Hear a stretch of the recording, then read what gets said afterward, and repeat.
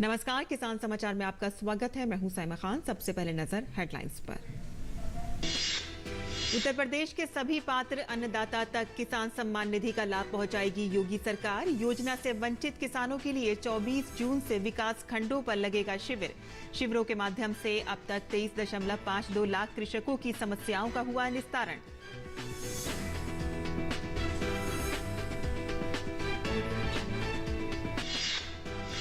Kashmir chamber of commerce and industry ने electronics और computer software export promotion council of India के साथ किया समझौता।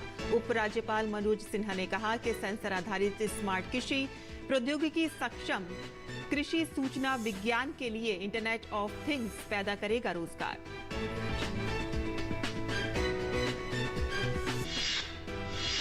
राजस्थान के जयपुर में 3 दिवसीय किसान महोत्सव संपन्न। मुख्यमंत्री ने राज्य के प्रगतिशील किसानों एवं पशुपालकों को किया सम्मानित। 21 लाख किसानों का 15,000 करोड़ रुपए का कर्ज किया गया माफ। कहा कि कृषकों और पशुपालकों को समृद्ध और खुशहाल बनाने के लिए शुरू किए गए 12 कृषि मिशन।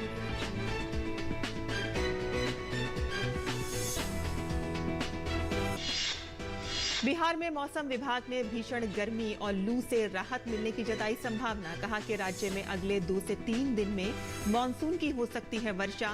24 जून तक विभिन्न क्षेत्रों में तेज आंधी चलने की आशंका। जानमाल के नुकसान से बचने के लिए लोगों को सतर्क रहने की सलाह। और अब समाचार विस्तार से। अन्नदाता किसानों की आय बढ़ाने के लिए उत्तर प्रदेश की योगी सरकार सूबे में 100% पात्र किसानों को पीएम किसान सम्मान निधि का लाभ दिलाने के लिए आगे आई है। सरकार ने योजना से किसी भी कारण से वंचित सभी किसानों की समस्याओं के निराकरण के लिए ग्राम पंचायत और तहसील स्तर पर शिविर कैंप लगाने के बाद अब 24 जून से राज्य के प्रत्येक विकास खंड में राजकीय कृषि बीज भंडार पर शिविर कैंप का आयोजन करने का निर्णय लिया है। इन शिविर कैंप के माध्यम से किसानों की हर समस्या का समाधान किया जाएगा और ये सुनिश्चित किया जाएगा कि पीएम किसान सम्मान निधि की 14वीं किस्त उनके खाते में आ सके। अपर मुख्य सचिव देवेश चतुर्वेदी की ओर से इस संबंध में समस्त जिला अधिकारियों, कृषि निदेशक एवं समस्त उप कृषि निदेशकों को आदेश जारी किए गए हैं। जनपद के प्रत्येक ग्राम पंचायतों में 22 मई से 10 जून तक शिविर कैंप का आयोजन किया गया। वहीं प्रदेश के समस्त तहसील मुख्यालय पर 13 से 23 जून तक शिविर कैंप का आयोजन किया जा रहा है। शिविर कैंप के माध्यम से अब तक लगभग 23.52 लाख कृषकों की समस्या का निस्तारण कराया गया है और इनमें 4.55 लाख KYC, 5.48 लाख भूलेख अंकन और 4.39 लाख बैंक खाते के साथ आधार सीडिंग, 2.86 लाख ओपन सोर्स पंजीकृत कृषकों का सत्यापन एवं 2.66 लाख कृषकों के नए पंजीकरण सम्मिलित हैं। Kashmir chamber of commerce and industry ने इलेक्ट्रॉनिक और आईटी क्षेत्र में इलेक्ट्रॉनिक्स और computer software export promotion council of India के साथ उपराज्यपाल मनोज सिन्हा की उपस्थिति में एक समझौता ज्ञापन पर हस्ताक्षर किए हैं। MOU हस्ताक्षर समारोह में उपराज्यपाल ने कहा कि कैसे नए युग की प्रौद्योगिकियां जम्मू कश्मीर में कृषि और संबद्ध क्षेत्र में क्रांति ला सकती हैं। उन्होंने कहा कि एग्रीटेक एक अन्य क्षेत्र है जो जम्मू कश्मीर के स्टार्टअप और आईटी उद्यमों के लिए बड़े अवसर प्रदान करता है। सेंसर आधारित स्मार्ट कृषि, अनुसंधान और विकास, पारिस्थितिकी तंत्र प्रौद्योगिकी सक्षम कृषि सूचना विज्ञान के लिए इंटरनेट ऑफ थिंग्स और ऑटोमेशन अधिक रोजगार पैदा करेगा और नए उद्यमों के निर्माण की सुविधा प्रदान करेगा। उन्होंने कहा कि प्रौद्योगिकी क्रांति की वृद्धि और हाल ही में विदेशी कंपनियों द्वारा हमारे कुशल जनशक्ति आधार का दोहन करने में दिखाई गई रुचि युवाओं को जम्मू कश्मीर को विकास और तकनीकी नवाचार के एक नए युग की ओर ले जाने में सक्षम बनाएगी। देश में किसानों को कृषि, पशुपालन एवं उद्यानिकी की नई तकनीकों से अवगत कराने के लिए सरकार द्वारा समय समय पर कृषि मेलों का आयोजन किया जाता रहा है। और इसी कड़ी में राजस्थान सरकार द्वारा जयपुर में 3 दिवसीय किसान महोत्सव का आयोजन किया गया। मेले के अंतिम दिन राज्य के मुख्यमंत्री अशोक गहलोत ने राज्य के प्रगतिशील किसानों एवं पशुपालकों को सम्मानित किया। इस अवसर पर राज्य के मुख्यमंत्री ने किसान महोत्सव के समापन सत्र को संबोधित किया। इस अवसर पर आत्मा योजना के तहत कृषि एवं पशुपालन के क्षेत्र में नवाचार करने वाले प्रगतिशील 10 किसानों एवं पशुपालकों को राज्य स्तरीय कृषक पुरस्कार से सम्मानित किया गया। प्रत्येक किसान को 50,000 रुपए की राशि पुरस्कार स्वरूप दी गई। मुख्यमंत्री ने कहा कि राज्य सरकार ने किसानों की ऋण माफी का वादा पूरा किया। 21 लाख किसानों को 15,000 करोड़ रुपए का कर्ज माफ किया गया। अंतर्राष्ट्रीय योग दिवस पर राजधानी दिल्ली स्थित कृषि भवन में योग शिविर का आयोजन किया गया। वसुधैव कुटुंबकम की अवधारणा को साकार करते योग कार्यक्रम में मंत्रालय के कार्मिकों ने प्रधानमंत्री नरेंद्र मोदी के प्रेरणादायी वीडियो संबोधन को सुना और योग अभ्यास किया। देखते हैं ओपी यादव की ये रिपोर्ट। वसुधैव कुटुंबकम की थीम को साकार करते अंतर्राष्ट्रीय योग दिवस के अवसर पर प्रधानमंत्री नरेंद्र मोदी ने अमेरिका से वीडियो संदेश के माध्यम से देशवासियों को संबोधित किया तो नई दिल्ली स्थित कृषि भवन परिसर में आयोजित योग शिविर में भाग लेने आए मंत्रालय के कार्मिकों का उत्साह बढ़ गया। योग शिविर में भाग लेने आए ग्रामीण विकास मंत्रालय के सचिव शैलेश कुमार सिंह ने कहा कि देश के हर घर आंगन तक योग की पहुंच सुनिश्चित हो। इसकी शुरुआत हम खुद रेगुलर योग करने का प्रण करके कर रहे हैं। आज योग का अभ्यास प्रारंभ किया और हमने संकल्प लिया कि आज से नियमित रूप से योग का अभ्यास करेंगे। अक्सर ऐसा होता है कि व्यस्त कार्यक्रम या बिल्कुल आलस्य की वजह से ये अक्सर छूट जाता है, तो इसको इस चीज़ को दूर करना है। कृषि भवन परिसर में मत्स्य पालन मंत्रालय के कार्मिकों ने भी योग शिविर का आयोजन किया। मत्स्य पालन मंत्रालय के सचिव जतिंद्र नाथ स्वयं ने कहा कि योग मन व मस्तिष्क को संतुलित रखता है, इसलिए निरोग रहने के लिए योग करना जरूरी है। प्रधानमंत्री के जो वीडियो मैसेज सबको सुनाया गया, हम लोग बहुत इसमें एनकरेज्ड रहे, काफ़ी इंस्पायर्ड रहे और सब लोग यहाँ पर मिलके ये Morarji Desai international institute of yoga, इनका जो इंस्ट्रक्टर थे, ये हम लोग को सिखाए। ये हम लोग जब से ये इंटरनेशनल योगा डे शुरू हुआ है हम करते हैं। योग शिविर में भाग लेने आए मंत्रालय के कार्मिकों ने मोरारजी देसाई राष्ट्रीय योग संस्थान के योगा विशेषज्ञों के साथ योगाभ्यास किया। वहीं स्वस्थ व सेहतमंद रहने के लिए योग को जीवन शैली में अपनाने का प्रण भी लिया। नई दिल्ली स्थित कृषि भवन में अंतर्राष्ट्रीय योग दिवस पर वसुधैव कुटुंबकम की थीम को लेकर योग दिवस का शानदार कार्यक्रम आयोजित किया गया। इस कार्यक्रम में एक ओर जहां पशुपालन, डेयरी और मत्स्य पालन मंत्रालय के कार्मिकों ने योगाभ्यास किया, वहीं दूसरी ओर ग्रामीण विकास और पंचायती राज मंत्रालय के कार्मिकों ने ग्रामीण भारत को स्वस्थ और सेहतमंद बनाने के लिए घर घर तक योग को पहुंचाने का संकल्प लिया। मेरे सहयोगी कैमरामैन विक्की और अनिल के साथ में OP Yadav, DD news, Delhi. प्रधानमंत्री नरेंद्र मोदी अमेरिका के दौरे पर हैं, जहां उनका जोरदार स्वागत किया गया। पीएम मोदी ने न्यूयॉर्क में अमेरिका के प्रमुख लोगों से मुलाकात की। न्यूयॉर्क में रहने वाली भारतीय अमेरिकी गायिका फाल्गुनी शाह ने भी पीएम मोदी से मुलाकात की। फाल्गुनी शाह ने कहा कि दिल्ली में उनके आवास पर पीएम मोदी से मिलने का मौका मिला। संगीत के बारे में हमारी बहुत अच्छी और सार्थक बातचीत हुई। गीत के लिए उनकी प्रतिक्रिया अद्भुत रही है, क्योंकि गीत का कारण भूख को खत्म करने, मिलेट के लाभों और किसानों की मदद करना है। हमको ये पुरस्कार मिला ग्रैमी जीतने का, तब उन्होंने हमारे बारे में ट्वीट किया था, तो वो तो बहुत बड़ा आशीर्वाद हुआ हमारे लिए।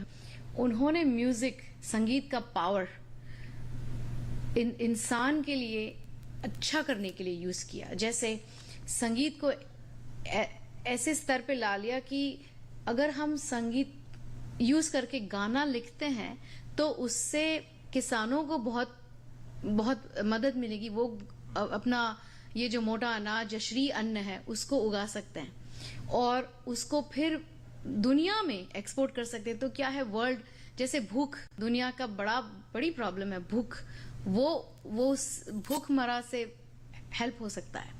तो वो उनकी पूरी विजन उनसे ही मिली है। उन्होंने मुझे बोला कि बेटे आप इसके ऊपर गाना लिखो, मिलेट्स के ऊपर। तो पहले तो मुझे लगा मैं मिलेट्स पे क्या लिखूंगी जैसे एक ग्रेन है, एक श्री अन्न है, इसके ऊपर गाना कैसे लिखूं। लेकिन सोचा, फिर इधर आई वापस न्यूयॉर्क, और हम एक स्थाई बनाते थे, उनको भेजते थे, एक अंतरा बनाते थे, उनको भेजते थे, फिर वो अप्रूव करे तो आगे बढ़ते थे, और अगर उनको वो नहीं अच्छा लगा डायरेक्शन तो वापस लिखते थे। तो मेरे हस्बैंड गौरव शाह और मैंने पहले ये आइडियाज उनके सामने पेश किए, फिर उनको जब ये थोड़ा सा अप्रूव होने लगा तब हमने पूछा था दिल्ली में आप हमारे साथ लिखोगे, और उन्होंने बहुत दिल से हाँ बोला था। तो हमने पकड़ लिया और फिर हमने बोला ओके तो आप अपना स्पीच भेजिए।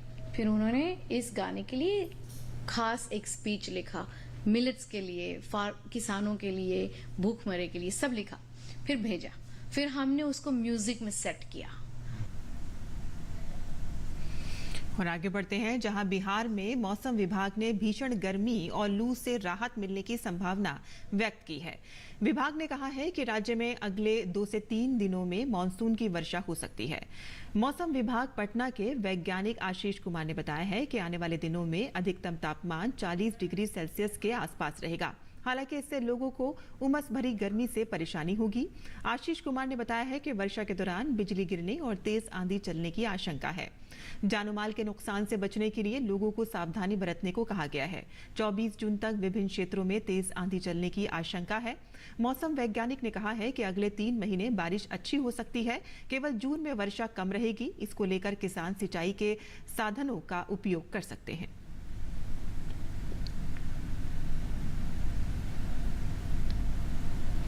राजस्थान के नेता प्रतिपक्ष राजेंद्र राठौड़ ने लंपी वायरस, किसान कर्ज माफी और ओल्ड पेंशन स्कीम को लेकर गहलोत सरकार पर तंज कसे।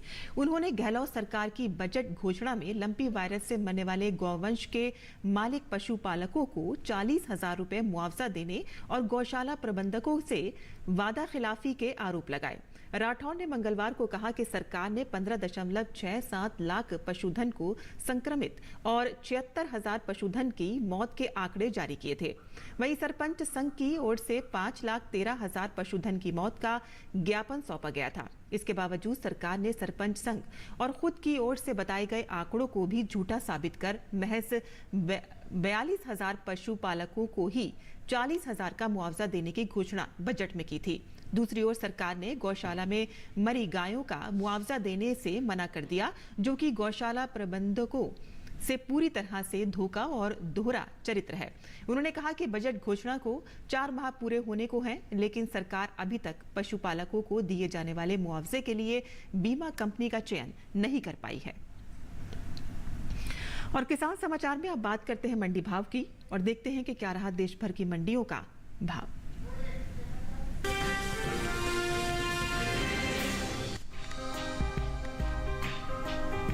कृषि उपज मंडियों में लहसुन की आवक सामान्य है। भाव की बात करें तो मंगलवार को लहसुन का कारोबार मिले जुले रुख के साथ हुआ। कहीं भाव बढ़े तो कहीं घटे। साथ ही कुछ मंडियों में स्थिर भाव पर लहसुन बिका। एग्वाक नेट के मुताबिक मध्य प्रदेश की काला पीपल मंडी में 19 जून को लहसुन का भाव रहा 6,120 रुपए, जो कि 20 जून को 110 रुपए चढ़कर 6,230 रुपए हो गया। जबकि राजस्थान की जोधपुर मंडी में लहसुन की खरीद कमजोरी के साथ हुई। यहाँ 19 जून को इसका भाव रहा 6,000 रुपए, जो कि 20 जून को 500 रुपए की गिरावट के बाद 5,500 रुपए पर आ गया। उत्तर प्रदेश की तरफ रुख करे तो यहाँ की लखनऊ मंडी में 20 जून को लहसुन का भाव 150 रुपए की मजबूती के बाद 5,150 रुपए से 5,300 रुपए हो गया। जबकि राज्य की ही सहारनपुर मंडी में इस दौरान लहसुन के सौदे स्थिर भाव पर। यहाँ 19 जून को इसका भाव रहा 4,450 रुपए, जो कि 20 जून को भी 4,450 रुपए पर टिका रहा। वहीं पंजाब की गढ़शंकर मंडी में भी स्थिर भाव का सिलसिला जारी रहा। यहाँ दोनों दिन यानी 19 और 20 जून को लहसुन बिना किसी फेरबदल के 3,500 रुपए पर बिका। घरेलू स्तर पर लहसुन की उपज में 20% की बढ़त का अनुमान जताया गया है। कृषि मंत्रालय की ओर से बागवानी फसलों के लिए जारी दूसरे आंकलन के अनुसार साल 2021-22 के दौरान लहसुन की पैदावार 32,77,000 टन हो सकती है, जबकि 2020-21 की समान अवधि के दौरान उपज 31,90,000 टन रही थी। बता दें कि देश से लहसुन का निर्यात भी बढ़ा है। भारतीय मसाला बोर्ड के मुताबिक 2021-22 के दौरान लहसुन का कुल निर्यात 22,000 टन के पार पहुंच गया था, जबकि 2020-21 के दौरान निर्यात 17,950 टन था।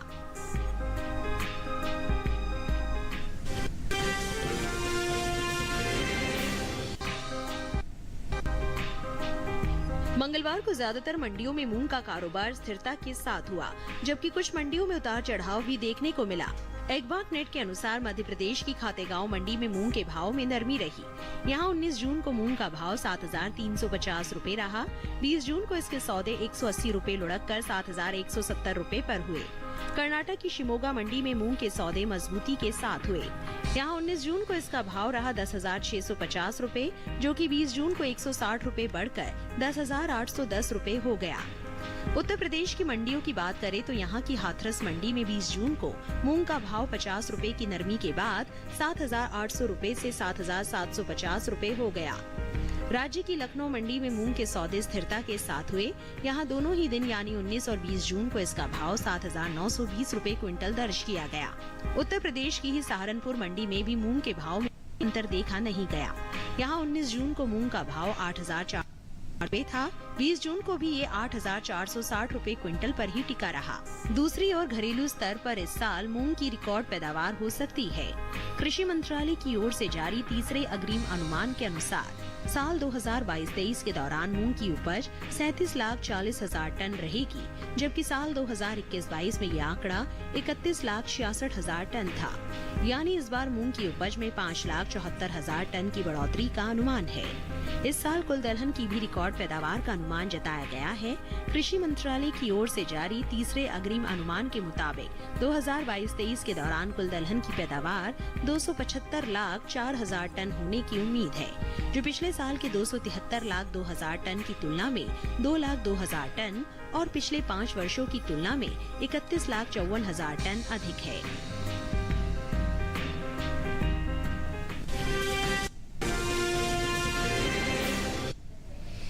मंडी खबर के बाद अब बात करते हैं मौसमी खेती की। किसान इस मौसम में कैसे रखें अपनी खेती का ख्याल, आइए देखते हैं।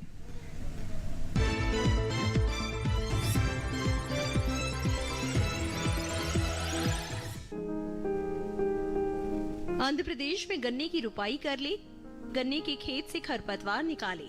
किसान लाल मिर्च की तुड़ाई कर सकते हैं। वहां आम के बागों की देखभाल करते रहें, साथ ही बाजरे की बुआई कर ले। यही तिल की बुआई कर सकते हैं। तिल में कीट लगने की संभावना बनी हुई है। ऐसे में तिल में कीटों से बचाव के लिए कृषि विशेषज्ञों की सलाह से कीटनाशक छिड़के। इसके अलावा धान की नर्सरी तैयार करते रहें। आंध्र प्रदेश में मक्के के खेत से जल निकासी का उचित प्रबंध कर ले। किसान लोबिया की बुआई कर सकते हैं। इसके साथ ही बैंगन की खेती के लिए नर्सरी तैयार करें। कर्नाटक में उड़द की बुआई कर ले। उड़द के खेत में जरूरी उर्वरक डालें। उड़द के खेत से खरपतवार निकाले। किसान मूंग की बुआई कर सकते हैं। मूंग के खेत से घास फूस निकाल ले।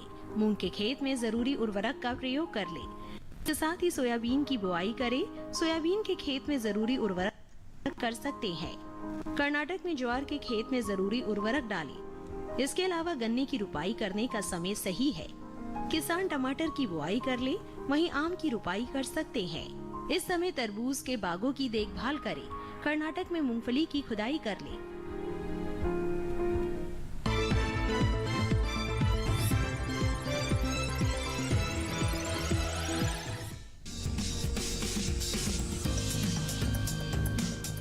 इसे तोरई, तोरी और घिवरा तीनों कहते हैं। इसकी खेती लगभग पूरे भारत में की जाती है। दूसरी बेल वाली सब्जियों की तरह ही इसे भी साल में 2 बार बोया जाता है, पहले फरवरी मार्च में और फिर जून जुलाई में। यानी अभी तोरी बोने का एकदम सही समय चल रहा है। तोरी की बुआई करते समय कुछ सावधानियां बरतें। उन्नत किस्म का बीज चुनना बेहतर रहेगा। भारतीय कृषि अनुसंधान संस्थान ने 2 किस्में विकसित की, पूसा स्नेह और पूसा नूतन। पूसा स्नेह उत्तरी मैदानी क्षेत्रों के लिए उपयुक्त है। इसका फल चिकना, सीधा और दरमियानी लंबाई का होता है। रंग गहरा हरा, गुदा मुलायम लेकिन छिलका सख्त होता है। तुड़ाई के बाद बेचने के लिए इसे काफी दूर तक भेजा जा सकता है। साथ ही इसमें अधिक तापमान सहने की भी क्षमता होती है। बुआई के 45 से 50 दिनों के भीतर फसल तैयार हो जाती है। इस दौरान किसान पहली तुड़ाई कर सकते हैं। 1 हेक्टेयर में 120 क्विंटल तक पैदावार हो सकती है। पूसा नूतन का फल धारीदार होता है। ये दिल्ली और राष्ट्रीय राजधानी क्षेत्र के लिए उत्तम है। फल लंबा, सीधा और आकर्षक होता है। फलों का रंग हरा और औसत वजन 105 ग्राम होता है। इसका भी गुदा मुलायम होता है। ये बसंत, ग्रीष्म और खरीफ दो फसलों के लिए उपयुक्त है। बोने के 45 से 50 दिनों तुड़ाई की जा सकती है। पूसा नूतन किस्म 1 हेक्टेयर में 160 क्विंटल तक पैदावार दे सकती है। तोरी की बुआई करते समय 1 हेक्टेयर के लिए 4 से 5 किलो बीज पर्याप्त होते हैं। बुआई करते समय पंक्ति से पंक्ति की दूरी 200 सेंटीमीटर और पौध से पौध की दूरी 75 सेंटीमीटर रखें। अगर बात सिंचाई की करें तो गर्मी के मौसम में हर 5 से 6 दिन पर सिंचाई करते रहें। खरपतवार हटाने के लिए 2 बार निराई करें। फसल में फल मक्खी का प्रभाव भी देखा जा सकता है। ऐसे में उचित दवाओं का छिड़काव करें। किसान ध्यान रखें कि फसल में किसी भी तरह की दवा का छिड़काव करने से पहले कृषि विशेषज्ञों की सलाह जरूर लें।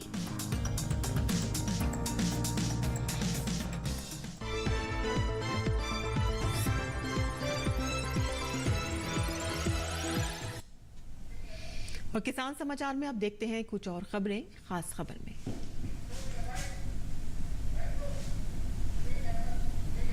अंतर्राष्ट्रीय योग दिवस के अवसर पर प्रधानमंत्री नरेंद्र मोदी ने एक वीडियो संदेश जारी करते हुए कहा कि भारत के आह्वान पर दुनिया के 180 से ज्यादा देशों का एक साथ आना ऐतिहासिक है। 2014 में जब संयुक्त राष्ट्र महासभा में योग दिवस का प्रस्ताव आया, तब रिकॉर्ड देशों ने इसका समर्थन किया था। तभी से लेकर आज तक अंतर्राष्ट्रीय योग दिवस के जरिए योग एक वैश्विक आंदोलन बन गया है।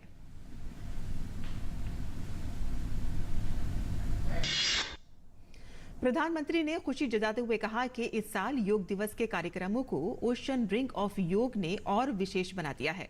इसका विचार योग के विचार और समुद्र के विस्तार के पारस्परिक संबंध पर आधारित है। प्रधानमंत्री नरेंद्र मोदी ने जोर देते हुए कहा है कि योग का प्रसार उस विचार का विस्तार है जो पूरे संसार को एक परिवार के रूप में समाहित करता है। योग के विस्तार का अर्थ है वसुदेव कुटुंबकम की भावना का विस्तार। इसीलिए इस साल भारत की अध्यक्षता में हो रहे G20 समिट की थीम भी one earth, one family, one future रखी गई है।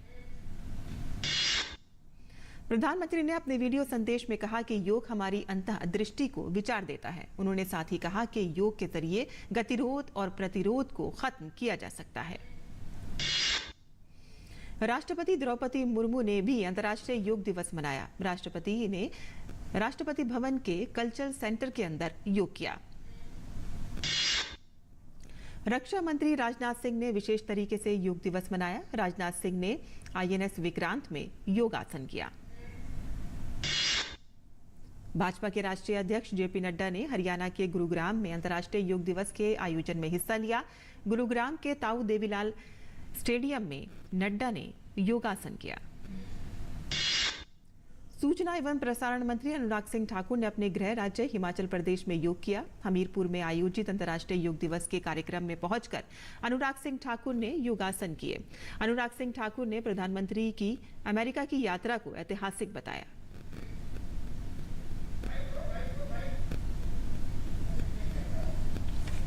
तो किसान समाचार में आज के लिए बस इतना ही। अनुमति दें। नमस्कार।